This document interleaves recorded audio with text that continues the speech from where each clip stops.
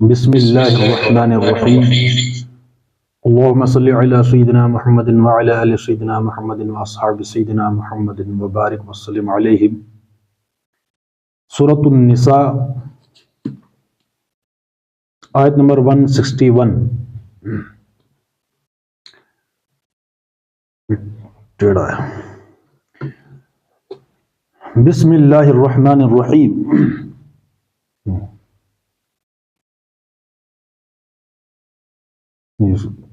تھوڑا نزدیک، آواز نہیں آئی۔ بسم اللہ الرحمن الرحیم، سورۃ النساء آیت نمبر 161۔ وَأَخْذِهِمُ الرِّبَا وَقَدْ نُهُوا عَنْهُ وَأَكْلِهِمْ أَمْوَالَ النَّاسِ بِالْبَاطِلِ وَأَعْتَدْنَا لِلْكَافِرِينَ مِنْهُمْ عَذَابًا أَلِيمًا لكن الراسخون في العلم منهم والمؤمنون يؤمنون بما أنزل إليك وما أنزل من قبلك والمقيمين الصلاة والمؤتون الزكاة والمؤمنون بالله واليوم الآخر أولئك سنؤتيهم أجرا عظيما۔ صدق اللہ العظیم۔ ترجمہ سورۃ النساء آیت نمبر 161 تا 162۔ غرض ان ترجمہ ہم پڑھ رہے ہیں 160 سے۔ غرض ان یہودی بن جانے والوں کے اسی ظالمانہ رویے کی بنا پر اور اس بنا پر کہ یہ بکثرت اللہ کے راستے سے روکتے ہیں اور سود لیتے ہیں جس سے انہیں منع کیا گیا تھا، اور لوگوں کے مال ناجائز طریقوں سے کھاتے ہیں، ہم انہیں بہت سی وہ پاک چیزیں ان پر حرام کر دیں جو پہلے ان کے لیے حلال تھیں، اور جو لوگ ان میں سے کافر ہیں ان کے لیے ہم نے دردناک عذاب تیار کر رکھا ہے۔ مگر ان میں جو لوگ پختہ علم رکھنے والے ہیں اور ایماندار ہیں، وہ سب اس تعلیم پر ایمان لاتے ہیں جو تمہاری طرف نازل کی گئی ہے اور جو تم سے پہلے نازل کی گئی تھی۔ اس طرح کے ایمان لانے والے اور نماز و زکوٰۃ کی پابندی کرنے والے اور اللہ اور روز آخر پر سچا عقیدہ رکھنے والے لوگوں کو ہم ضرور اجر عظیم عطا کریں گے۔ صدق اللہ العظیم۔ 162 آیتوں پر 22 رکوع سورۃ النساء کے مکمل ہوتے ہیں۔ ہم یہودیوں کے جرائم کے متعلق پڑھ رہے تھے، کل یہاں تک ہم پہنچے تھے کہ وہ اللہ کے راستے سے ظالمانہ جو رویہ تھا، بکثرت اللہ کے راستے سے لوگوں کو روکنا، اور سود، وہ اللہ نے سود منع کیا تھا اس کے باوجود بھی وہ سود لیتے ہیں، لوگوں کے مال ناجائز طریقوں سے وہ کھاتے ہیں، اور پھر کیا ہے، اللہ کہتا ہے کہ ہم نے بہت سی وہ پاک چیزیں ان پر پھر حرام کر دیں جو پہلے ان کے لیے حلال تھیں، اور جو لوگ ان میں سے کافر ہیں ان کے لیے ہم نے دردناک عذاب تیار کر رکھا ہے۔ یعنی اس قوم کے جو لوگ ایمان و اطاعت سے منحرف اور بغاوت و انکار کی روش پر قائم ہیں، ان کے لیے خدا کی طرف سے دردناک سزا تیار ہے، دنیا میں بھی اور آخرت میں بھی۔ دنیا میں جو عبرتناک سزا ان کو ملی اور مل رہی ہے، وہ کبھی کسی دوسری قوم کو نہیں ملی۔ اب یہ یہودیوں کا جو پہلے آج کل جو اسرائیل ہے، یہودیوں کی جو پوزیشن اسٹیٹس ہے، وہ اگر کوئی اس سے سمجھتا کہ بہت پھل پھول رہے ہیں وغیرہ وغیرہ، لیکن 1917 تک، 1917 تک بلفور ڈکلیریشن سے پہلے ان کی جو حالت تھی، وہ جو ہے وہ دیکھنے مطلب وہ عبرت بھی ہے اس میں، دیکھنے قابل بھی ہے اگر دیکھنے کو چاہے، ٹھیک ہے۔ اس سے پہلے ان کی حالت جو ہے بہت وہ جو ہے تدریجاً اور سٹیپ وائز وہ ایسے پٹے ہیں کہ دنیا میں کوئی اور قوم ایسی نہیں پٹی ہے، ٹھیک ہے۔ لاکھوں کی تعداد میں ان کو ایک دن میں قتل کیا گیا ہے، اور بھیڑ بکریوں کی طرح انہیں جو ہے وہ قید کیا گیا، ٹھیک ہے۔ تو یہ 1917 تک جو ہے وہ کہیں دنیا میں منتشر تھے، ان کا جو ڈائسپورا کہلاتا ہے ان کا، کہ وہ دنیا میں جو ہے وہ کوئی کہاں تھا کوئی کہاں تھا کوئی کہاں تھا، ٹھیک ہے۔ دور انتشار میں تھے، جو سزائیں ملی ان کو، اور بالآخر قرب قیامت سے پہلے یہودیوں کی جو حالت ہونی ہے وہ بھی جو ہے وہ بہت نازک ہوگی، عبرتناک۔ 2000 برس ہو چکے ہیں کہ زمین پر کہیں ان کو عزت کا ٹھکانہ میسر نہیں، دنیا میں تتر بتر کر دیے گئے ہیں، اور ہر جگہ غریب الوطن تھے۔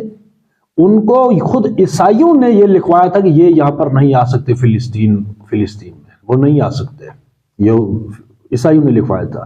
پھر حضرت عمر رضی اللہ عنہ نے کوئی رعایت دی تھی کہ نہیں آ سکتے ہیں، اور وہ جو ہے وہاں گڑ گڑا سکتے ہیں، زیارت کر سکتے ہیں بس، اور پھر جو ہے واپس سکتے، زمین نہیں خرید سکتے، نہیں ہے آ سکتے۔ کوئی دور ایسا نہیں گزرتا جس میں وہ دنیا کے کسی نہ کسی خطے میں ذلت کے ساتھ پامال نہ کیے جاتے ہوں، اور اپنی دولت مندی کے باوجود کوئی جگہ ایسی نہیں جہاں انہیں احترام کی نگاہ سے دیکھا جاتا ہو۔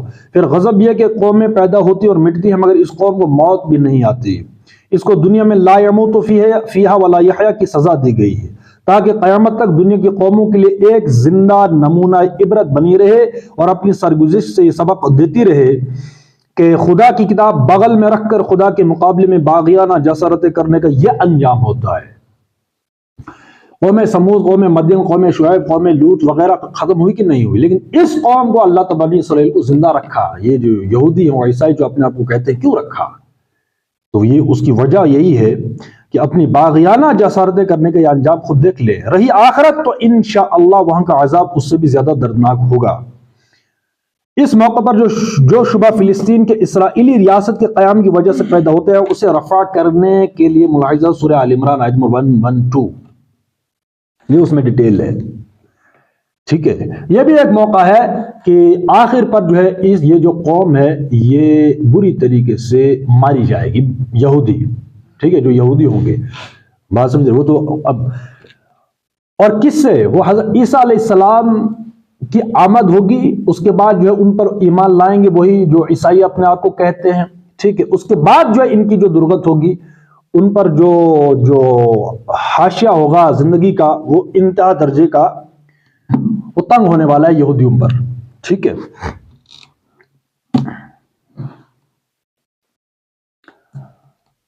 مگر ان میں جو لوگ پختہ علم رکھنے والے ہیں اور ایماندار ہیں وہ سب اس تعلیم پر ایمان لاتے ہیں جو تمہاری طرف نازل کی گئی ہے۔ ان میں جو لوگ پختہ علم رکھنے والے، پختہ علم، والراسخون فی العلم، جو آل عمران میں بھی کہا گیا، جو کہ قرآن کی، اب اس کو تھوڑا ذہن نشین کریں، قرآن کی آیتوں کی جو تقسیم ہے وہ دو قسم کی ہے، ایک ہے محکمات، ایک ہے متشابہات۔ آل عمران کے حوالے سے ہم کہہ رہے ہیں محکمات وہ ہے اللہ تبارک و تعالیٰ کہتے ہیں وہی ام الکتاب ہے، اصل کتاب وہی ہے محکمات، جس کو ہم سمجھ سکتے ہیں یا جس کے ہم پابند ہیں۔ دوسری آیتیں ہیں متشابہات، اللہ کہتا ہے کہ متشابہات کا جو چیپٹر ہے آیتوں کا، اس کا اصل نالج، اصل تعبیر، اصل تعویل وہ اللہ جانتا ہے، لیکن جن لوگوں کے ذہنوں میں کجی ہے، ٹیڑھ ہے، وہ انہی متشابہات کے پیچھے لگے رہتے ہیں، حالانکہ اللہ بہتر جانتا ہے ان کا علم کیا ہے، ان کی تعویل کیا ہے، ٹھیک ہے۔ لیکن اللہ کہتا ہے وہاں پر بھی کہ والراسخون فی العلم، کہ جو راسخ ہیں علم میں، وہ یہ کہتے ہیں، ہاں والراسخون فی العلم، جو علم پختہ ہیں، وہ محکمات کی طرح متشابہات پر بھی ایمان لاتے ہیں، ان کی تعویل کے پیچھے نہیں پڑتے کہ ان کا اصل مطلب کیا ہے، ہمیں یہ فلسفی چلنی جو ہے وہ معلوم کرنی ہے، اس کا مطلب کیا ہے، اس کا نہیں۔ وہ کہتے ہیں کہ اگر محکمات اللہ تبارک و تعالیٰ کی طرف سے ہے تو متشابہات تو اس سے، بلکہ ہمیں ان پر ایمان محکمات سے بھی زیادہ ہوگا۔ وہ 90 اور 90 اور 10% ہی کا فرق ہے نا، اور کتنا ہے؟ اگر تو اللہ تبارک و تعالیٰ نے 80% ہماری سمجھ میں دے دیا، 80% ہمیں سمجھ آ رہا ہے، اسی بنیاد پر ہم کہتے ہیں کہ یہ جو 20% یا 10% ہماری سمجھ سے باہر ہے، بیونڈ مٹیریل ہے، یا ہمارے ادراک سے باہر چیز ہے، فوق الادراک چیزیں ہیں کچھ، تو یہ بھی اللہ ہی کی طرف سے ہے۔ بلکہ جیسے ہم ان مادی دنیا کو دیکھتے ہیں، ان پر بھی ایمان ہے ان سے زیادہ جو ہمیں دکھ نہیں ہے، جو انویزیبل ہے۔ وہ انویزیبل کی چیزیں کتنی ہیں؟ جنت ہے، جہنم میں فرشتے ہیں، یا انبیاء ہمارے لیے اللہ تبارک و تعالیٰ ہے، بس اور کیا ہے؟ کچھ ہی چیزیں ہیں نا۔ تو یہ یہاں پر بھی لفظ آیا لیکن الراسخون فی العلم، مگر ان میں جو لوگ پختہ علم رکھنے والے ہیں اور ایماندار ہیں وہ سب اس تعلیم پر ایمان لاتے ہیں جو تمہاری طرف نازل کی گئی ہے اور جو تم سے پہلے نازل کی گئی تھی، ٹھیک ہے۔ 203، یعنی ان میں سے جو لوگ کتب آسمانی کی حقیقی تعلیم سے واقف ہیں اور ہر قسم کے تعصب، جاہلانہ ضد آبائی تقلید اور نفس کی بندگی سے آزاد ہو کر اس امر حق کو سچے دل سے مانتے ہیں جس کا ثبوت آسمانی کتابوں سے ملتا ہے، ان کی روش کافر اور ظالم یہودیوں کی عام روش سے بالکل مختلف ہے۔ ان کو بیک نظر محسوس ہو جاتا ہے کہ جس دین کی تعلیم پچھلے انبیاء نے دی تھی اسی کی تعلیم قرآن دے رہا ہے، اس لیے وہ بے لاگ حق پرستی کے ساتھ دونوں پر ایمان لے آتے ہیں۔ جو تعصب، ضد اور ہٹ گرمی ہر دور میں رہے سائیکولوجی سیم ہے۔ ہم بھی، آپ بھی، کوئی بھی اس وقت بھی ہے جو بھی تعصب اور ضد کی اینک پہنتا ہے اسے کچھ نہیں دکھتا ہے سوائے اس کے جو کچھ وہ دیکھنا چاہتا ہے۔ لوگوں سے کہا تم نے، لوگوں سے کہا سنا تم نے، کچھ ہم سے کہا ہوتا، کچھ ہم سے سنا ہوتا، یہ بات تو ہوتی نہیں، بس شوشہ چلا ہے، یا میں آپ کے بارے میں نے یہ سنا ہے۔ بھائی سنا ہے نا، مجھ سے بات کیا تم نے؟ نہیں، تم نے یہ کہا تھا۔ بھائی میں نے یہ کہا تھا، اس کے پیچھے کیا بیک گراؤنڈ تھی، اس کے حالات کیسے تھے، واقعات کیسے تھے، موقع کیسا تھا، محال کیسا تھا، وہ آپ نے جانا نہیں، بس میں نے یہ سنا تھا۔ بھائی سننا، فار ایگزامپل ہم لیکچر دے رہے ہیں، ایک سلسلہ ہے، ایک لیکچر میں ایک بات آ گئی، اس کی وضاحت ہو سکتا ہے لیکچر دو دن پہلے ہو چکی ہوگی، تذکرہ برائے تذکرہ کبھی بات آتی ہے، لیکن جو لوگ راسخ فی العلم ہوتے ہیں وہ بھانپ جاتے ہیں کہ نہیں مسائل ایسے چلتے ہیں۔ جو اسی لیے میں کہتا ہوں کہ بی پریکٹیکل، جب ہم عملی طور پر کوئی کام کرتے ہیں تو دوسرے کا کام بھی ہمیں سمجھ آنے لگتا ہے کہ نہیں کام ایسے چلتے ہیں، ایسے نہیں چلتے، ہوا میں تیر تکے نہیں چلتے، بات سمجھ رہے۔ لیکن جنہوں نے جو ہے وہ قسم کھائی ہوتی ہے کہ نہیں ہم نے جو نون سے نقطہ نکالنا ہے، ان کی ٹانگیں کھینچنی ہے، لیگ پولنگ ہے، بس وہ انہی کے لیے اللہ کہتا ہے کہ وَإِذَا خَاطَبَهُمُ الْجَاهِلُونَ قَالُوا سَلَامًا۔ بات سمجھ رہے، بس ہمیں ان کی نیت معلوم ہو گئی، ان کا رویہ، ان کا بیہیویئر، ان کا سٹائل، سلام کریں۔ ویری گڈ کوشچن، بہت آپ نے صحیح کہا۔ لاسٹ پہ یہ بھی کہہ لیں کہ جو بھی ہو تم پہ معترض اس کو یہی جواب دو کہ آپ بہت شریف ہیں، آپ نے کیا نہیں کیا، بات ختم۔ لیکن جو پختہ علم والے ہوتے ہیں وہ ہر پروپیگنڈا جو بھی چلتا ہے اس کو بھانپ لیتے ہیں، سمجھ لیتے ہیں کہ اس میں اصل مسئلہ کیا ہے۔ یہ کہانی اگر چلی ہے، اس کہانی کے چلانے والے اور چلنے کی نوعیت کیا ہے، فلسفہ کیا ہے، حکمت کیا ہے، اس کی مطلب روح کیا ہے اس کی۔ یہی وجہ ہے کہ جب بھی کوئی شوشہ چلتا ہے اکثر و بیشتر اس میں کیوں لفظ ہوتے ہیں، وہ ہوتے ہیں وہ اوپر ہی سطحی علم والے، راسخون فی العلم نہیں ہوتے، علم میں پختہ نہیں ہوتے۔ اس لیے جو علم میں پختہ ہوتے ہیں وہ ہر مسئلے کی نبض وہ شوشہ اٹھتے ہی یا کہانی اٹھتے ہی پہچان لیتے ہیں کہ اصل وجہ کیا ہے۔ یا بہت سارے ایسے مسائل ہوتے ہیں، میرے ساتھ بہت تجربے ہوئے ایسے۔ ایک صاحب، ایک واقعہ ہوا تھا، اب وہ پورے بیٹھے ہوئے تھے کہ میں جب ان کے پاس گیا تو ایک واقعہ تھا، مسئلہ تھا کچھ، اب وہ بیٹھے تھے پورا، وہ ایسا ہوتا ہے نا کہ کبھی کبھی ہم بیٹھتے ہیں پورا ٹیک لگا کے، پورا جم کے، اطمینان کے ساتھ کہ اب جو ہے وہ جو بھی بات ہوگی تو مزہ آئے گا۔ اب میں گیا ان کے پاس، بیٹھے 2-4 منٹ ہوئے تو انہوں نے جو ہے بات چھیڑی ورڈ سٹائل میں کہ بھائی تم نے سنا یا جو بھی ہے جو انہوں نے کہا۔ اب وہ کیا سوچا بھی ذہن میں، اب چسکے لیں گے، مزہ آئے گا۔ یہ ہوتا ہے نا وہی بات کہ آپ بہت شریف ہیں، آپ نے کیا نہیں کیا۔ تو جب بندہ جو ہے اپنے آپ کو نہیں، مطلب جو بھی واقعہ ہو، جو بھی مسئلہ ہو، جب انسان اپنے کریکٹر کو اس واقعے سے نکال کر دیکھتا ہے تو بندہ اپنے آپ کو سمجھتا ہے فرشتہ، دوسروں کو سمجھتا ہے ابلیس۔ یہ مسئلہ ہوتا ہے۔ جو بھی واقعہ ہو یا جو وہ کہا گیا ہے کہ آپ کو کوئی شخص ایسی کہانی نہیں سنائے گا جس میں وہ خود غدار ہو۔ کوئی سنائے گا ایسی کوئی کہانی؟ نہیں سنا سکتا۔ جب بھی کوئی مسئلہ چلے، یاد رکھیں والراسخون فی العلم کی ہم بات کر رہے ہیں کہ راسخون فی العلم کا مطلب کیا ہے۔ جب بھی کوئی واقعہ چلے اپنے آپ کو اس میں ایڈجسٹ کر کے دیکھو، اگر میں ہوتا تو کیا ہوتا۔ والراسخون فی العلم یہ ہے کہ جب بھی کوئی واقعہ آئے، پہلی بات اپنے آپ کو اس میں ایڈجسٹ کر کے دیکھو۔ دوسری بات یہ ہے کہ حالات تو واقعات کا پروردہ ہوتا ہے، کوئی بھی واقعہ یا کوئی بھی انسان، حالات جہاں ہم رہ رہے ہیں اس کے اثر ہوگا، ظاہر سی بات ہے۔ اس اثر کا مارا ہوا یا اس اثر سے، اس ماحول سے متاثر انسان کچھ کرے گا تو کرے گا۔ اب وہ جو صاحب مجھ سے پوچھ رہے تھے پوری چسکے لینے کے انداز میں پورا، اب میں نے پورا جو ہے اللہ ماشاءاللہ، اب وہ تھوڑا بہت پڑھتے ہیں تو آتی ہیں ذہن میں باتیں، پھر وہ ذہن بنتا ہے. میں نے اس کی پوری کہانی یو ٹرن کر لی. اب وہ جو ششدر رہ گیا بندہ مبہوت کہ بھائی میں تو کسی اور موڈ میں تھا اور بندہ جو ہے اس کا جواب کچھ اور ہی دے رہا ہے. میں نے کہا بھائی جو تو واقعہ سنا رہا ہے، جو باتیں اس میں کون سی میرے لیے کوئی عام سی بات ہے. جو واقعہ ہیں وہ واقعہ جو ہے وہ ہوتا نہیں جو ہمارے حالات سے. اگر ہمارے حالات صحیح ہوتے کوئی واقعہ نہیں ہوتا. آپ اچنبے کی، اس میں اچنبے کی کون سی بات ہے؟ یہ تو معمول ہے. ہر بندہ جو ہے، ہر بندے کے ساتھ کوئی واقع ہوتے ہیں. میرے نزدیک اس میں کوئی جو ہے وہ کوئی نئی بات نہیں ہے یا کوئی بہت بڑا بلندر ہے. یہ نو، یہ میری اور آپ کا کے معاملے ہیں. میرے اور آپ کا پیدا کردہ یہ ماحول ہے تو یہ چیزیں وہ چل رہی ہیں. تو راسخون کا والراسخون فی العلم، میں نے وہی کہا کہ اپنے آپ کو اس کہانی میں ایک کردار کی حیثیت سے دیکھو اور پھر دیکھو اگر یہ واقعہ ہے، ٹھیک ہے، تو اس کے پیچھے ہم کس ماحول میں رہ رہے ہیں. ہم ماحول کے اس سائے تلے ہیں. جو بھی ماحول ہوگا، ظاہر سی بات ہے، جیسا اوپر سے حوض ہے ہر گھر میں ویسے سپلائی ہے پانی کی، وہ سمپل ہے.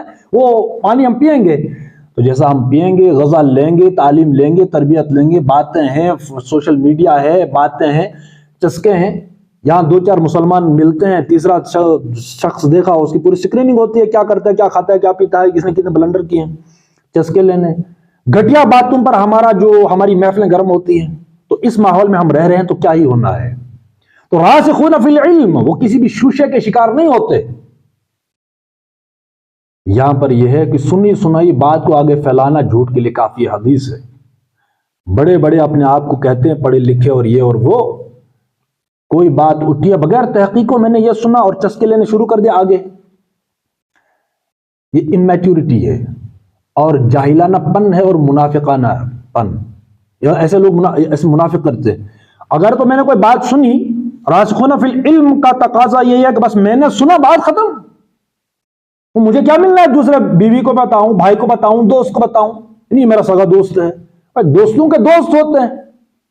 فار ایگزامپل مجھے پتا کوئی بات ہے، میں نے اپنے دوست کو بتا کہ کیا کرنا ہے، میں نے کون سے میڈل لینا ہے. میں نے یہ ہوتی ہے اپلیکیشن. یہ اس کو تجربہ کر لیجئے. اگر تو آپ کا دوست آپ کو کوئی بات کہہ رہا ہے، اس کا مطلب وہ کسی اور کو بھی کہہ رہا ہے، آپ کی بات کہہ رہا ہے. ایک وہ دوست ہوتا ہے جو ہوتا ہے مطلب جس کو، دوست الگ چیز ہے. اب ہر کسی کو ہم دوست ہی کہہ لیتے ہیں. محبت ہے تو ہر کسی سے محبت تھوڑی ہوتی. محبت ایک سے ہوتی ہے، دوستی ایک ہی سے ہوتی ہے. وہ دوست ہم جب دوست واقعی دوست جس کو ہم کہتے ہیں، ایک ہوتا ہے نا بھائی ہر کسی سے ہیلو ہائی جس کو ہم کہتے ہیں، وہ بھی اس سے پہچان ہے، اس سے کوئی دفتر جا رہے ہیں، کوئی اسکول کالج جا رہے ہیں، ٹھیک ہے، اتفاقاً وہاں مل گئے تو ہر روز جو ہے وہ مصافحہ ہے، سلام کلام دعا ہے، تو ان کے ساتھ رہنا پڑتا ہے. اسکول میں، کالج میں، یونیورسٹی میں جو بھی ہے وہ دوست نہیں ہوتے، وہ شناسہ ہوتے ہیں. بس بھائی ہم ایک جگہ رہتے ہیں، ایک دفتر میں، ایک سکول، کہیں جہاں بھی کام کرتے ہیں، اس لیے ملنا جلنا رہتا ہے. تو واقفیت تو وہ واقفیت ہے. لیکن جو واقعی دوست ہوتا ہے اس سے بھی ہم کوئی بات جب کریں تو کسی مقصد کے تحت کریں، اگر تو کسی کا ذکر کرنا ضروری ہوا. وگرنہ اگر کوئی بات کہنی بھی پڑے دوست کو تو پردے غیب میں بغیر نام لیے. یاد رکھیے، راسخون فی العلم والوں کے لیے، سب کے لیے نہیں. راسخون فی العلم یہ اس کا تقاضا ہے کہ اگر ہم دوست سے بھی بات کریں گے، اگر کرنی پڑے، یہ نہیں کہ بھائی ہم کرنی ہی کرنی ہے. میرا دوست ہے تو میں نے جو کچھ ابھی سنا تو بس میں نے جو ہے وہ فوراً دوست ملتے ہی میں نے وہ پوری کہانی بتانی ہے. یہ ہوتی ہے بیماری اصل میں. اگر میں یہ کہہ رہا ہوں کہ واقعی جو دوست ہے، اگر اس سے بھی کئی بات کرنی پڑے تو پردے غیب میں کیجئے، غیب کے صیغے میں اگر کرنی پڑے، وغیرہ نہیں. مجھے کوئی بات پتہ چلی، ضروری نہیں کہ میرا دوست بھی اسے واقف ہے، نہیں. اس کے اثرات کچھ اور ہوتے ہیں. ہو سکتا ہے میرے ساتھ میں نے کوئی واقعہ دیکھا، مجھ پر کچھ اثرات مرتب ہوں. جب میں اپنے دوست کو ہوں اس پر کچھ اور اثرات مرتب ہوں. اپنا اپنا مزاج ہے نا، اپنا اپنا علم ہے، وسعت ہے، ذہن ہے، مذاق ہے. بات سمجھ رہے ہیں؟ یہ ضروری نہیں کہ جو کچھ میں نے اثر لیا وہی میرا دوست لے گا، ایسا ہرگز نہیں ہے. بھائی تھوڑی گہری بات ہے یہ. جو اثر میں لے رہا ہوں یہ ضروری ہے کہ میرا دوست بھی ویسا ہی اثر لے، اس لیے جو کچھ مجھے پتا ہے کسی کو مت کہو، اس کے اثرات اس پر کچھ اور ہوں گے۔ بات سمجھ رہے ہیں؟ واقعی دوست کے علاوہ جن کے ساتھ ہمیں واقفیت کی سطح کی دوستی، واقفیت کی سطح کی دوستی ہوتی ہے نا، اگر تو ویسے کسی انسان سے کوئی واسطہ ہو، یہ بات ذہن میں رکھیں کہ اگر واقفیت کی حد کا کوئی دوست ہے، مطلب ہم کالج جا رہے ہیں، اسکول جا رہے ہیں، کہیں بھی کام پر، بس دوستی وہ والی ہے کہ بھائی یہ بھی یہاں کام کرتا ہے، میں بھی کام کرتا ہوں یا کرتی ہوں، جو بھی لڑکی ہو لڑکا ہو، اگر تو وہ بندہ آپ کو ہر بات کہہ رہا ہے، اس کی بھی دوستی بن کر، دوست بن کر، سہیلی بن کر، جو بھی ہے، سمجھ لیں کہ وہ آپ کی، یعنی جو بھی دوست اس کا ہوگا، میں آپ جو بھی ہے، یقین جانیں کہ وہ میری غیر موجودگی میں، دوست کی غیر موجودگی میں میری باتیں بھی کسی دوسرے کو کہہ رہا ہوگا۔ یہ ایک بیماری ہوتی ہے، اپلیکیشن۔ بات سمجھ رہے ہیں؟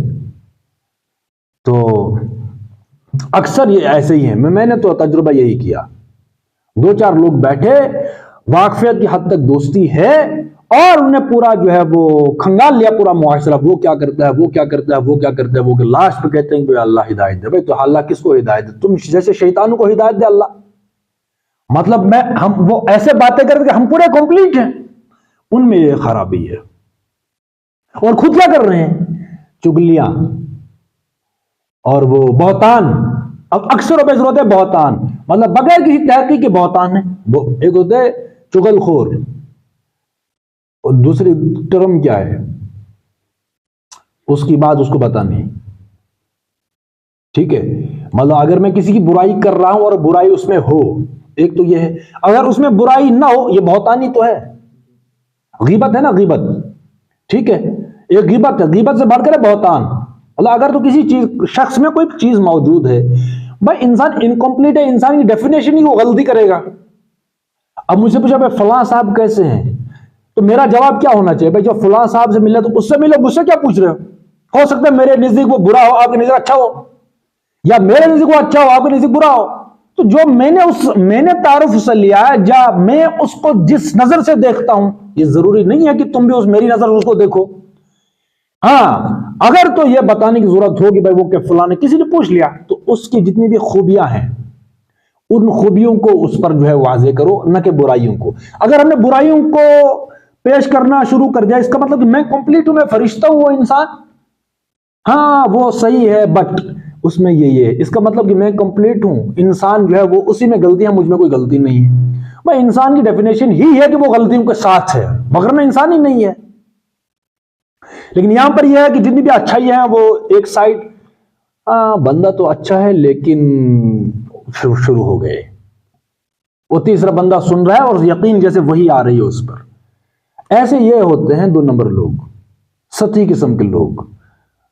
تو والراسخون فی العلم یہ ہوتا ہے کہ ہم نہ سنی سنائی باتوں پر عمل کریں اور نہ سنی سنائی باتوں کو آگے پھیلائیں۔ جتنا مجھے پتا ہے بس مجھے پتا ہے، کسی کے تعارف حاصل کرنا ہو تو وہ جو ہے اس سے جا کر بات کریں، اس کی سنیں، اپنی سنائیں، بس یہ چیز ہے، ٹھیک ہے؟ کوئی دوست ہیں، صغیر دوست ہیں، واقعی دوست ہیں، تو وہ بھی فالتو قسم کی باتیں نہ کریں، انٹلیکچوئل باتیں کریں، گھٹیا باتیں نہ کریں۔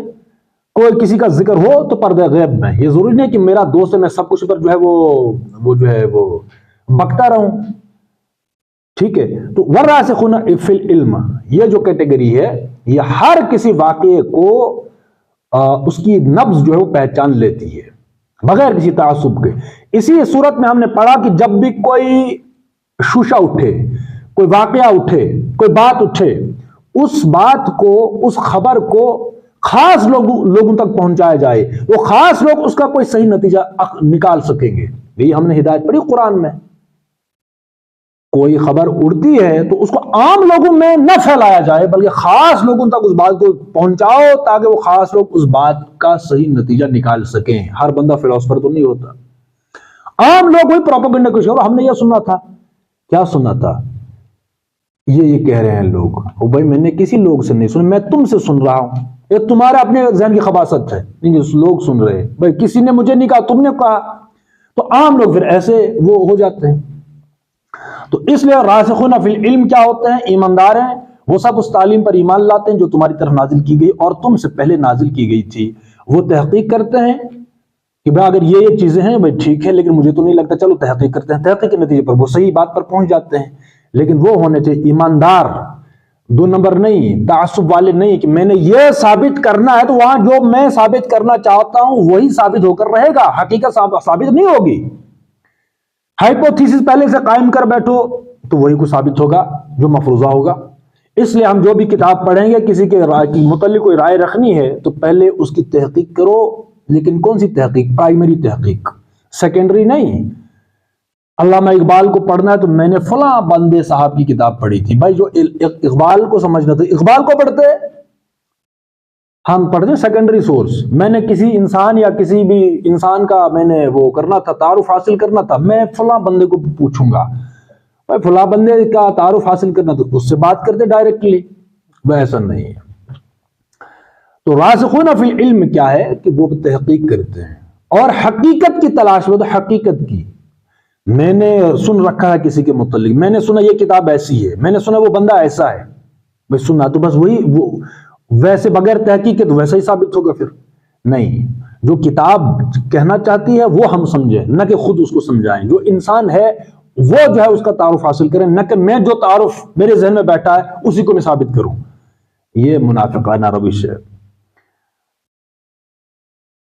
اس طرح کے ایمان لانے والے اور نماز و زکوٰۃ، اس طرح کا کون؟ مطلب پختہ علم رکھنے والے اور ایماندار. وہ کیا کرتے ہیں؟ تعلیم پر، اس تعلیم پر ایمان لاتے ہیں جو تمہاری طرف نازل کی گئی ہے اور جو تم سے پہلے نازل کی گئی، یعنی کتب آسمانی تمام تر قرآن تک سب پر ایمان لاتے. اس طرح کے ایمان لانے والے اور نماز و زکوٰۃ کی پابندی کرنے والے، نماز زکوٰۃ کی پابندی کرنے والے اور اللہ اور روز آخر پر سچا عقیدہ رکھنے والے لوگوں کو ہم ضرور اجر عظیم عطا کریں گے. یہ اللہ کہتا ہے. شرط کیا رکھی؟ تمام کتب آسمانی پر ایمان لانے. یہ نہیں کہ قرآن کو ہم مانتے ہیں باقی کو نہیں مانتے، وہ بھی کفر، یا تورات کو مانتے باقی کچھ نہیں مانتے. تمام کتب آسمانی جتنی بھی ہیں ان سب پر ایمان لانا، نماز و روزے کی پابندی کرنا، اللہ اور روز آخر پر سچا عقیدہ رکھنے والوں کو ہم ضرور اجر عظیم عطا کریں گے. اب یہاں پر جو ہے رسالت جو ہے وہ نہیں آئی ہے. اب کوئی کہے گا رسالت پر ایمان لانا بے معنی ہے. اب اس کو کہتے ہیں وہ کجی، اس کو کہتے ہیں امیچورٹی. بھائی بات سمجھیے، روز آخر پر سچا ایمان، اللہ پر سچا ایمان، نماز اور روزہ، تمام کتب آسمانی پر ایمان، رسالت کا لفظ نہیں ہے. مجھے یہ بتا، یہ سب چیزیں ہم کس کی زبان سے سن رہے ہیں؟ آج تک جتنے انبیاء آئے، جتنے لوگ گزر گئے، انہوں نے توحید، رسالت یا آخرت یا کتب آسمانی، جنت، جہنم، نماز، روزہ، حج، زکوٰۃ کس کی زبان سے سنا؟ رسول کی. جو بھی وقت کا نبی رہا ہے رسول آئے ہیں، یہاں تک کہ رسول اللہ صلی اللہ علیہ وسلم آخری. اگر کہیں رسول اللہ صلی اللہ علیہ وسلم کا نام نہ آیا تو معروف طریقہ ہے، کامن سینس، ایک لاجک ہے. کیا ہے کہ ہم تو رسول اللہ صلی اللہ علیہ وسلم سے یہ سب باتیں سن رہے ہیں، اس لیے اللہ نے رسول کا لفظ یہاں پر استعمال نہیں کیا. تو اس سے یہ دلیل نہیں نکل سکتی کہ بھائی رسول کا اس میں تو نام ہی نہیں، بس رسول پر ایمان نہ لاؤ باقی ان پر ایمان لاؤ. ایسے دجالوں کا اور ایسے کند ذہن اور ہٹ دھرم اور جاہلوں کے لیے کون سا جو ہے وہ کون سی گفتگو جو ہے وہ ان سے کی جا سکتی ہے. اتنی بات نہیں سمجھ سکتے بھائی ہم جس شخصیت اور جس ہستی کی زبان سے سب سن رہے ہیں انہی کو یہ دلیل پوچھ رہے ہیں. رسالت کا تو ذکر ہی نہیں ہے بھائی، انہی کی زبان سے ہم سن رہے ہیں سب. اللہ، رسول، آخرت، جنت، جہنم کس نے تعارف کرایا؟ رسول اللہ صلی اللہ علیہ وسلم نے کرایا. اس سے پہلے جو انبیاء تھے، اللہ، رسول، آخرت، کتب آسمانی وغیرہ کس کے تعارف کرایا؟ تو رسول سے. تو یہ کامن چیز ہے سمجھنے کی کہ رسول تو بغیر تذکرہ کرنے کے بھی رسالت جو ہے وہ اول و آخر کے درجے میں رہے گی. چاہے رسول کا ذکر آئے یا نہ آئے، رسول پر ایمان لائے بغیر کون توحید، کون آخرت، کون کتب آسمان، کچھ بھی نہیں. بات سمجھ رہے ہیں نا؟ تو اس لیے ایسی دلیلیں وہی وہ کج جن کے ذہنوں میں ٹیڑھ ہوتی ہے، ٹیڑھ، وہ ایسے سوال کرتے رہتے ہیں. یہ رکوع ہوا ختم 162 پر. اب 163 آیت نمبر 23واں رکوع شروع ہوتا ہے یہاں سے. انا اوحینا الیک کما اوحینا الی نوح والنبیین من بعد واوحینا الی ابراہیم واسماعیل واسحاق ویعقوب والاسباط وعیسی وایوب ویونس وہارون وسلیمان وآتینا داؤد الزبور. اے محمد صلی اللہ علیہ وسلم ہم نے تمہاری طرف اسی طرح وحی بھیجی ہے جس طرح نوح علیہ السلام اور اس کے بعد کے پیغمبروں کی طرف بھیجی تھی. ہم نے ابراہیم علیہ السلام، اسماعیل علیہ السلام، اسحاق علیہ السلام، یعقوب علیہ السلام اور اولاد یعقوب علیہ السلام، عیسیٰ علیہ السلام، ایوب علیہ السلام، یونس علیہ السلام، ہارون علیہ السلام اور سلیمان علیہ السلام کی طرف وحی بھیجی. ہم نے داؤد علیہ السلام کو زبور دی.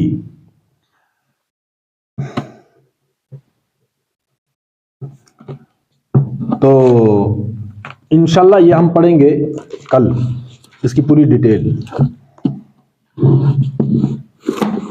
اب ہم پڑھیں گے فقہ. لاؤڈ سپیکر کے متعلق ہم نے کل پڑھا تھا کہ لاؤڈ سپیکر یہ جائز